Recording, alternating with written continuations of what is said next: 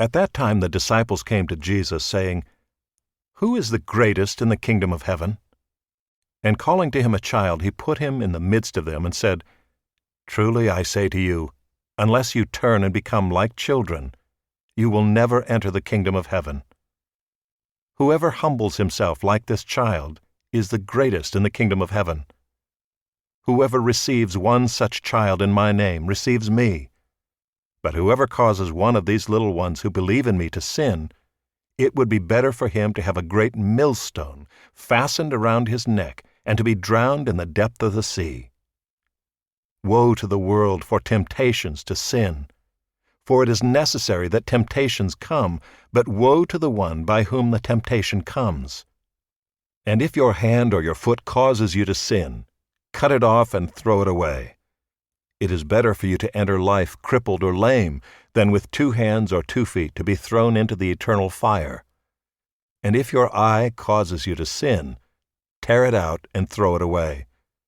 It is better for you to enter life with 1 eye than with 2 eyes to be thrown into the hell of fire.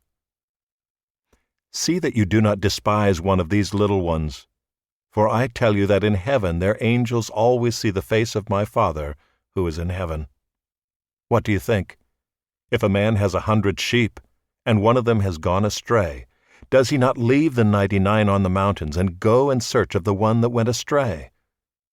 And if he finds it, truly I say to you, he rejoices over it more than over the 99 that never went astray. So it is not the will of my Father who is in heaven that one of these little ones should perish.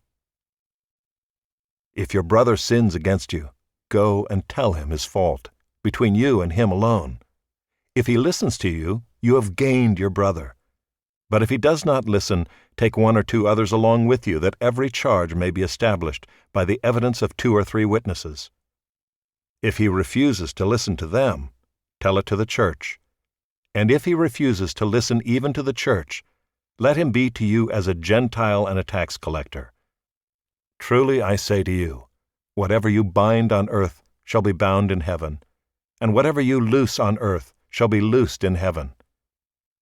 Again I say to you, if 2 of you agree on earth about anything they ask, it will be done for them by my Father in heaven.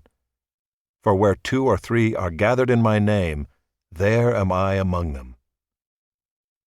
Then Peter came up and said to him, Lord, how often will my brother sin against me and I forgive him?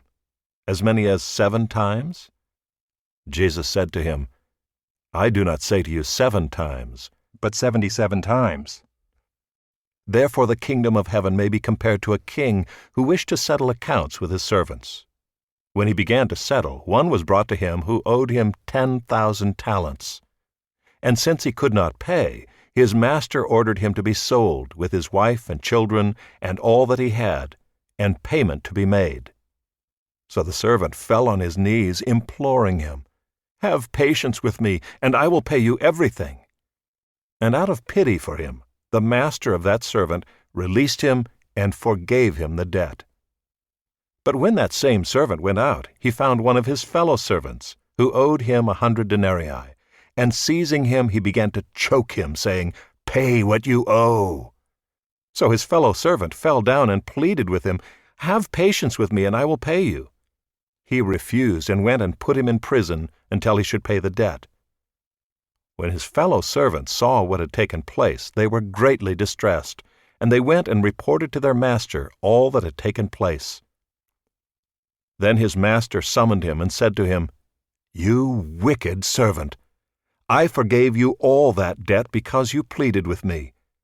And should not you have had mercy on your fellow servant, as I had mercy on you? And in anger his master delivered him to the jailers until he should pay all his debt. So also my heavenly Father will do to every one of you, if you do not forgive your brother from your heart.